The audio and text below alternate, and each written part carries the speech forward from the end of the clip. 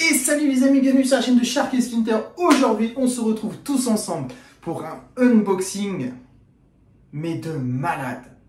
Je vous montre tout de suite ça après notre générique. A tout de suite les amis.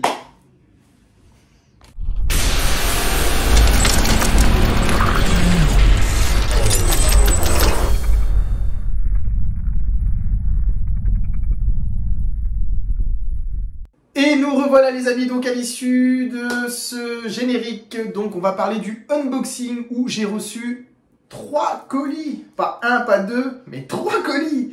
3 colis que j'ai commandés chez Pogona66, donc c'est la première fois que je commandais chez lui, ce que vous allez voir.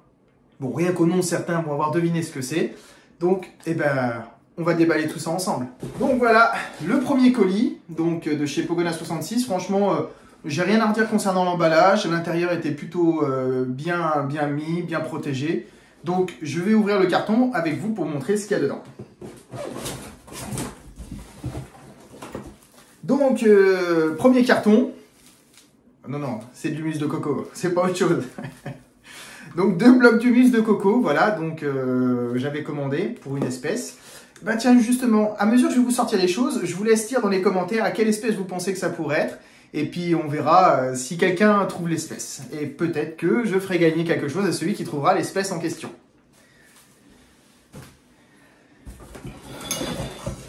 Donc ensuite j'ai commandé 2 dômes.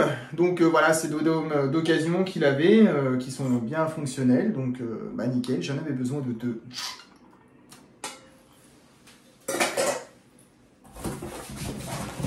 Et vous allez vous dire, mais qu'est-ce qu'il a encore commandé? Et 2 sacs de Reptisoal de chez Zoomed. Ah ouais, mais qu'est-ce que c'est que tout ça? Ah là là là là. Allez, je vous laisse chercher dans les commentaires, les amis. Et on continue le déballage de la suite. Et voilà, les amis. Donc, comme vous pouvez voir, 2 dômes sur le dessus. Donc, dômes d'occasion vendus par Pogona Reptile dans un état très propre, rien à redire. Et je vous laisse admirer donc le terrarium qu'il m'a fait sur mesure, donc un 120-60-60 avec double aération, bâche armée au fond, comme vous l'avez compris. Le substrat Reptisoal plus l'humus de coco. Il y aura donc en bas ici un fond de terre, donc il y aura forcément quelque chose dans le fond, mais quoi, ah, surprise. Voilà. Donc comme vous pouvez voir, effectivement, donc il note extrêmement bien chaque planche. Le montage est relativement très facile. La finition, comme vous pouvez voir, est vraiment très propre. Je n'ai rien à redire. Voilà, donc, comme vous pouvez voir, je vous ouvre l'intérieur. Les vitres qui glissent hyper bien. Voilà, ici, donc la petite trappe pour la lampe chauffante et la lampe UVB dissociée. Comme vous pouvez voir, franchement, moi, je n'ai rien à redire concernant la qualité de conception de ce terrarium. Donc nous revoilà les amis après quelques temps, donc suite au terrarium reçu de chez Pogona Reptile 66. Donc un certain temps s'est écoulé entre donc le montage, la présentation du terrarium vide et maintenant le terrarium qui est donc totalement fini, qui est là, que je vais vous présenter avec son habitant dedans, que j'ai été donc récupéré à la ferme tropicale donc courant juillet, donc fin juillet je l'ai eu. Donc je lui ai laissé le temps quand même bien de s'acclimater, de se nourrir correctement. J'ai enfin réussi à le désensibiliser pour le nourrir à la pince. Maintenant on va rester un travail de contact avec lui, parce qu'il n'est pas très sociable pour l'instant, mais ce qui est normal. Donc ça va venir avec le temps et la patience. Donc je vous retrouve tout de suite pour la découverte du terrarium.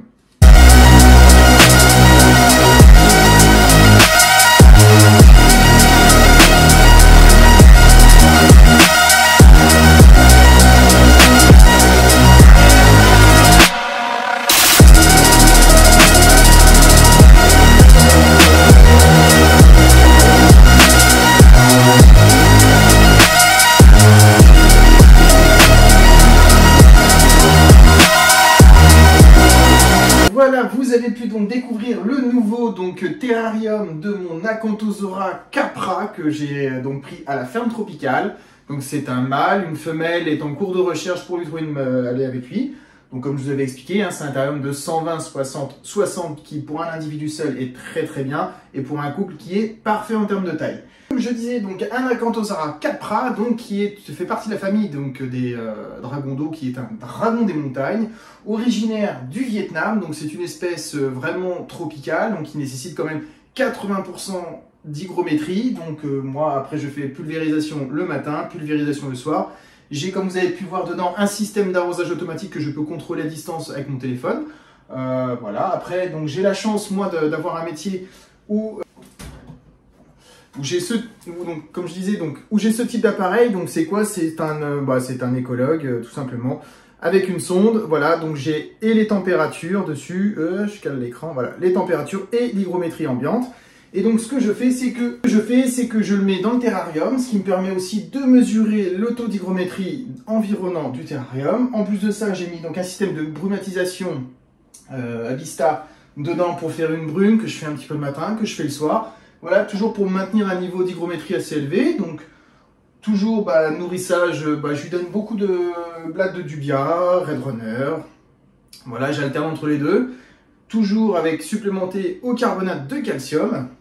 Voilà, donc les UVB, bien, moi, sont dissociés pour l'espèce de l'ampoule chauffante. J'aime bien qu'il ait son point chauffant d'un côté et son ampoule UVB de l'autre. Là, il prend ses UVB. Quand il a besoin, il va se mettre à son point chaud. Donc son point chaud est à 28 degrés. Donc géré par le thermostat. Comme je vous ai dit, je reviendrai dans une vidéo ultérieurement. Et en fait, j'ai une seconde sonde de l'autre côté où j'avoisine, donc là en ce moment, les 23,1 degrés en température ambiante.